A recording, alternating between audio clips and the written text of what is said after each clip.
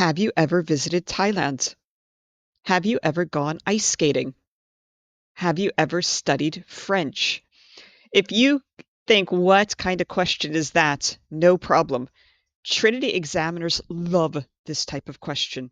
So today, this session, I will cover how do you answer this question to get top marks, to get the pass with distinction on the exam.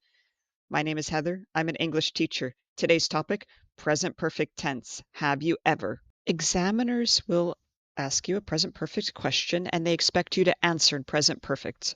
Often examiners use the have you ever form of present perfect. So it's questions like I said at the beginning, or have you ever watched a film in English?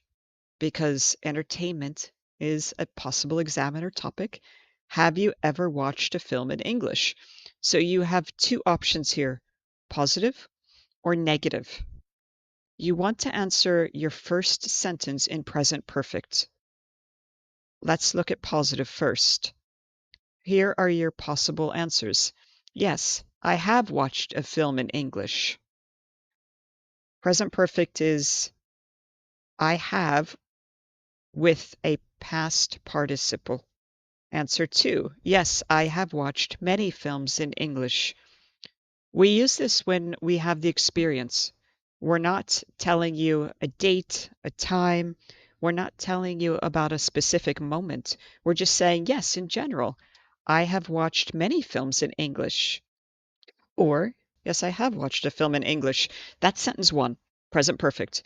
Then, because we answered positive, yes, we need to tell the examiner about our experience, about the film.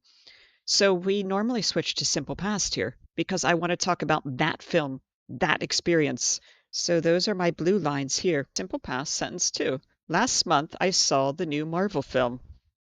And then you can give more sentences in simple past. It was funny, it was great, it was exciting, or it could be negative. It wasn't so great. It was a waste of money. Don't waste your time. But simple past about that experience last month. Example 2. Last week, I watched a Disney film with my kids. They really loved it. It was a great film.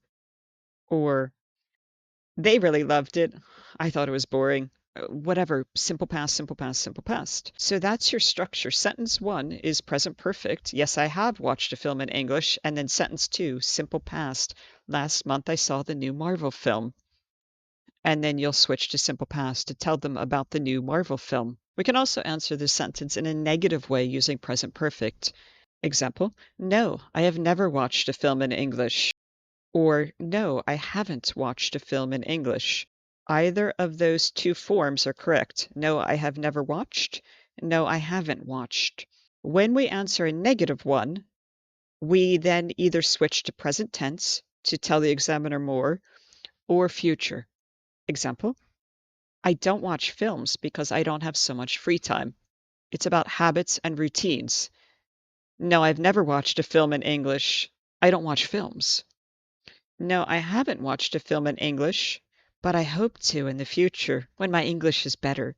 So on a negative side, your structure is present perfect and then either present tense or future. Those are your two options. So that's how we use present perfect in English, and that's how you use it to pass this exam. When the examiner asks you, have you ever?